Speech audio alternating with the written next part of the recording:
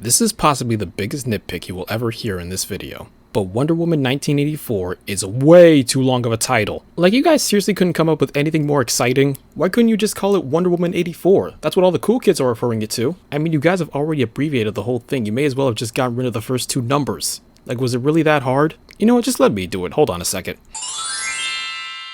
See? There you go, Warner Brothers. I just made your movie 20% better now.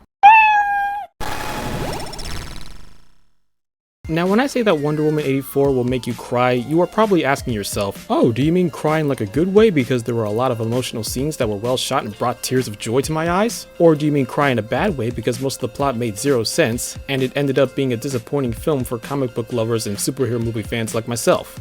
Well, my answer to that is yes. Seriously, this movie had a lot of problems with a comically large amount of plot holes, but I'm going to start with some good things that I liked about Wonder Woman 84, starting with the performances.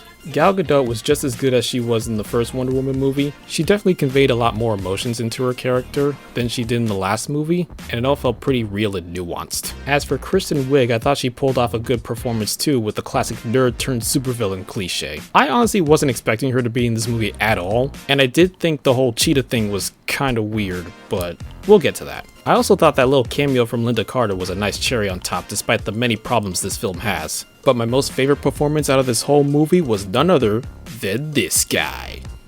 Life is good, but it can be better.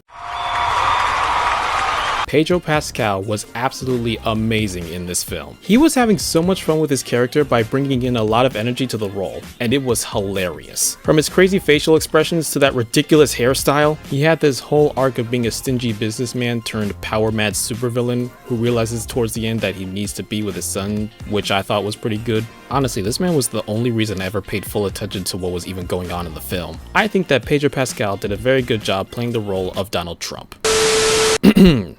My bad. I think that Pedro Pascal did a very good job playing the role of Maxwell Lord. And the greater thing throughout this story is that no one even died. Steve Trevor was technically dead from the last movie, but we'll get to that too, don't worry. Along with that, there were only a couple really good fighting scenes, both the car chase scene and the scene at the White House. Even Stan Lee makes a special appearance, because even from the grave he can still do one of his classic cameos.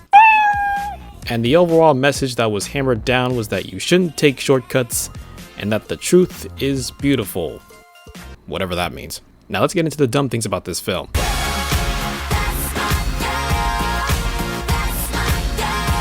Okay, so this whole entire film is centered around this wishing rock, which can obviously cause chaos when put into the wrong hands, and also looks like a very dangerous sex toy. But the rules of the wishing rock is that you have to touch the rock in order to make a wish, and you only get one wish. But once your wish comes true, something gets slowly taken away from you in return. Seems pretty simple, yet somehow this rule is constantly broken throughout the whole film. Kristen Wiig makes one wish to be like Wonder Woman, and in return her sweet and innocent demeanor gets slowly taken away from her.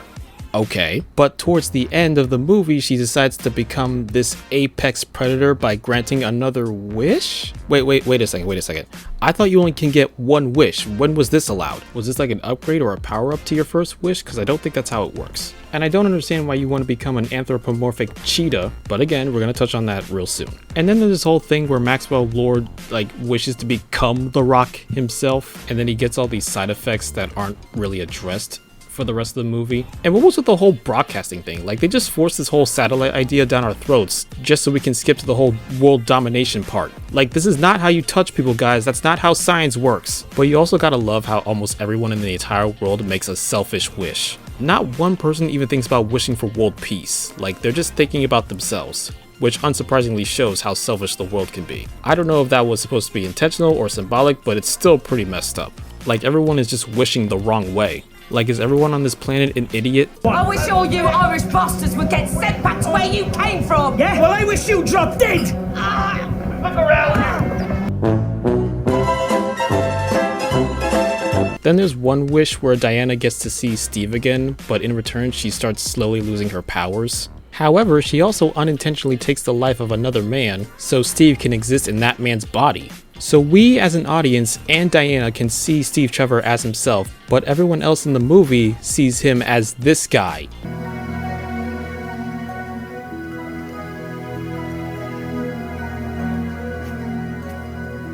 He's got it. No! This is a small side rant, so please bear with me on this, because this part bothered me so much. If you're gonna bring Steve back, fine. But you don't need to give him a disguise through deadly body swapping. Steve is like from the 1800s. No one else is gonna know who he is when he comes into the 1980s. This random guy had his life taken away from him out of nowhere. Like, he did not need to be in this story at all. He has nothing to do with this. And don't give me that, oh, T-Lander, the whole point of that body swap thing was to help Diana learn her lesson about not getting what you can't have and moving on with your life and possibly finding some other man to love. Because guess what? That doesn't happen either. At the end of the movie, we see the guy who was dead before and they just have a cutesy conversation. But Diana does not do anything to seal the deal with him. She had a whole open window of opportunities and she just smashed it closed. Happy holidays. See you around.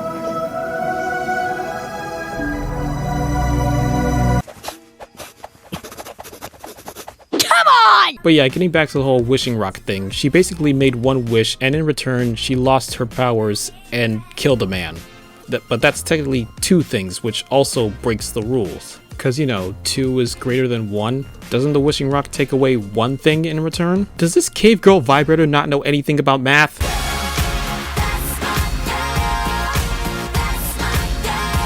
I'm led to believe that this whole sequel was just to introduce us to Wonder Woman being able to fly, and also lasso her way onto lightning bolts, cause magic? Apparently she's also able to turn things invisible despite the fact that she had very little practice. And in 50 years I've only done it once. Well, now's not a bad time to start trying. How long does it last? I don't know, it was just a coffee cup. What? Now don't get me wrong, I do think all of these newly discovered powers are really cool, but it's important to remember that this movie takes place long before Justice League. So it makes you think to yourself that all of this could have been really helpful when you guys were fighting Steppenwolf.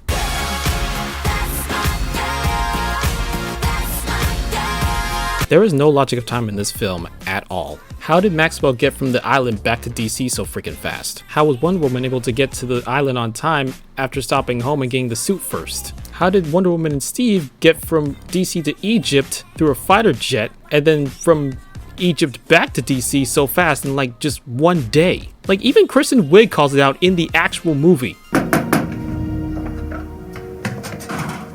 That was fast. You're darn right it was fast. Are y'all low-key speedsters? Is that it? Was this supposed to be a Flash movie this whole time? Did I miss the actual Flash? Stop torturing us, movie.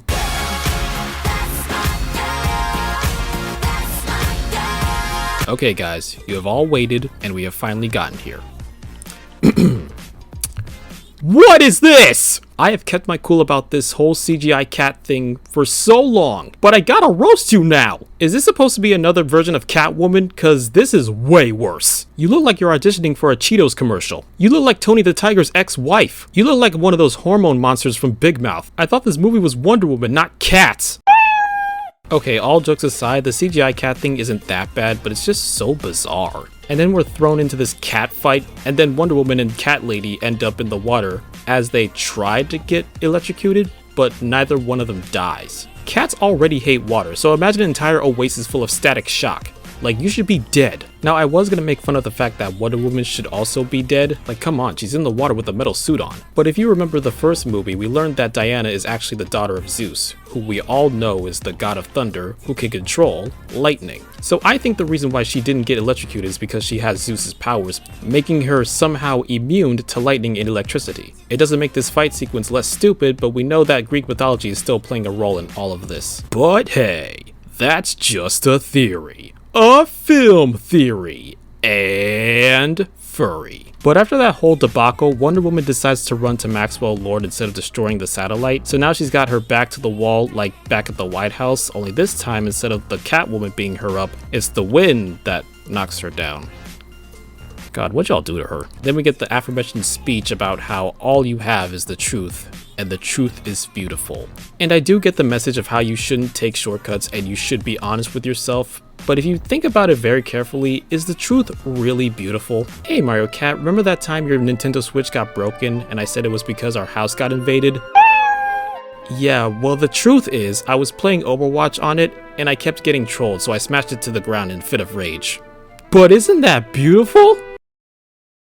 Ah! Oh, ah! Okay, I'm sorry! Ah! But yeah, that's basically the whole movie altogether. If you like Wonder Woman 84, then that's totally fine, but it does have a lot of errors and scenes that didn't make any sense at all. You wanna know what I wish? I wish this movie wasn't so dumb so I could stop having these migraines. And then maybe in return you can take away my money. Seriously, the plot took forever to get going and most of it was so emotionally driven that it kinda distracted me from the fact that this was supposed to be a DC movie about Wonder Woman. Now that doesn't make it a terrible movie, but it definitely could have been wired a little bit differently. As the great Maxwell Lord would say, Is good, but it can be better.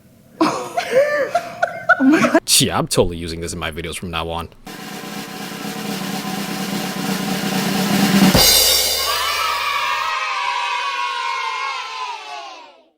But thank you guys so much for watching this video. If you're new to the channel, be sure to drop a like, make sure to hit that subscribe button, hit that little bell, be sure to catch me live on Twitch, and follow me on all my other socials if you want to see more of my good stuff. And as always, I hope you guys have a great day today, and I will see you guys in the next one. Until next time, always remember the name, T-Lander.